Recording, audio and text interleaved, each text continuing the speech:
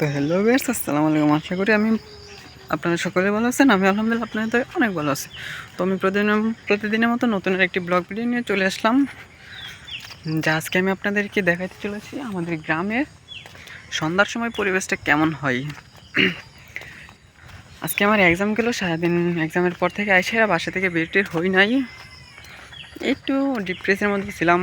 But MCQ তেমন একটা প্রত্যাশিত ভালো হয় নাই, যার কারণে বুঝতেই পারছেন ফার্স্ট এক্সাম কেমন হয়। তো এখন ভাবলাম যে আমি বিকেল টাইমে একটু হাঁটাহাঁটি করি। হাঁটাহাঁটি করতে করতে এখন দেখি সন্ধ্যা হয়ে গেছে।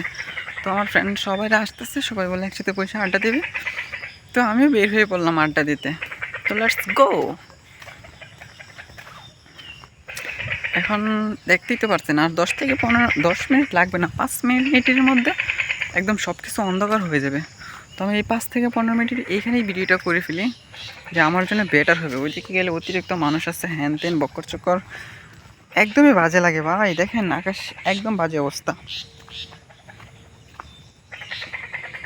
দেখেন আমাদের গ্রামে কত সুন্দর পরিবেশ, ব্যাঙে ট্যাঙে ডাকে, ক্যাকো ক্যাকো করতেছে। কি যে করবো ভাই, দুনিয়া সব কিছু উল্টাপাল্টা লাগে।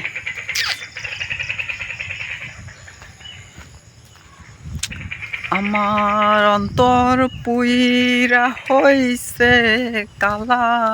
দূর, আমি তো স্যাকা ট্যাকা খাই নাই, তো কেন আমি স্যাড সং শুনি? এই প্রশ্নটা আমাকে সবসময় সবাই করে থাকে। ও মাই গুডনেস, এটা আবার কি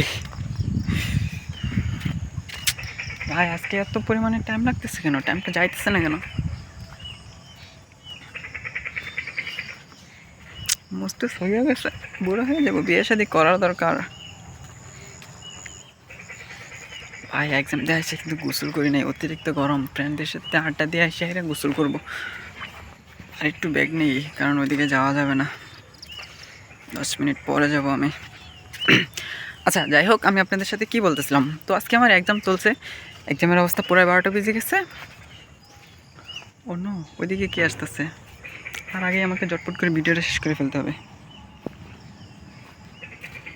হ্যালো বেস, আসসালামু আলাইকুম।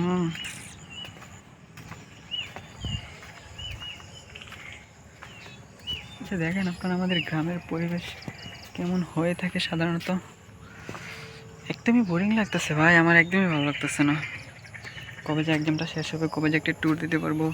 দেখেন পিছনে কত সুন্দর বিল্ডিং আছে, অনেক ভালোই লাগে। তো আপনারা যদি চান আমাদের এলাকায় এসে ঘুরে যেতে পারেন, অনেক ভালো লাগবে।